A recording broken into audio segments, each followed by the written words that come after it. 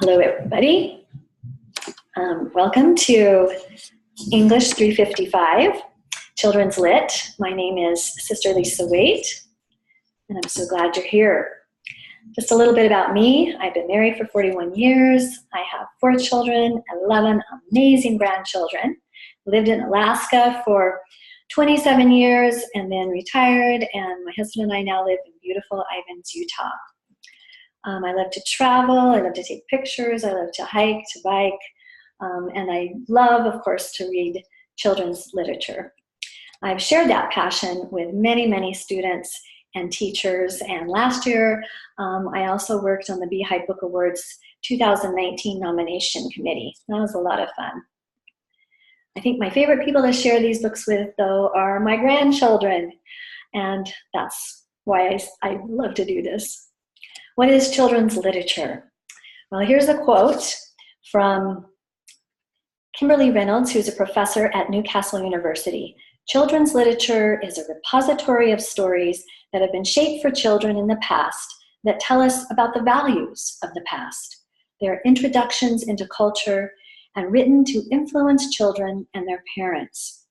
You know, they can seem deceptively simple, but an author has to very carefully and deliberately choose words to describe some very big ideas like growing up and death and loss and friendship and forgiveness.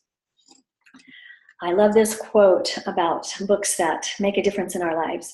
True books will venture, dare you out, whisper secrets, maybe shout across the gloom to you in need who hanker for a book to read. This is one of my true books. I discovered this book as a young mom in the children's section of the library.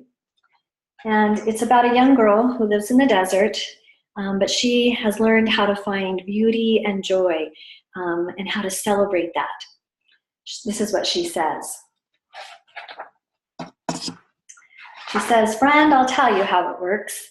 I keep a notebook and I write the date and then I write about the celebration. I'm very choosy over what goes in that book.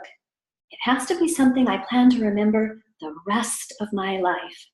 You can tell what's worth a celebration because your heart will pound and you'll feel like you're standing on top of a mountain and you'll catch your breath like you were breathing some new kind of air. Otherwise, I count it just an average day. I told you I was choosy." Well, Bert Baylor's words and the lovely illustrations by Peter Parnell really whispered a secret to my heart that day. And that was that even though I was in a time of life when I was exhausted and harried and sometimes very frustrated with my young children, I could choose to find joy and things to celebrate. In this class, you're going to get to share some of your true books, some of the books that have made a difference for you and that you find important.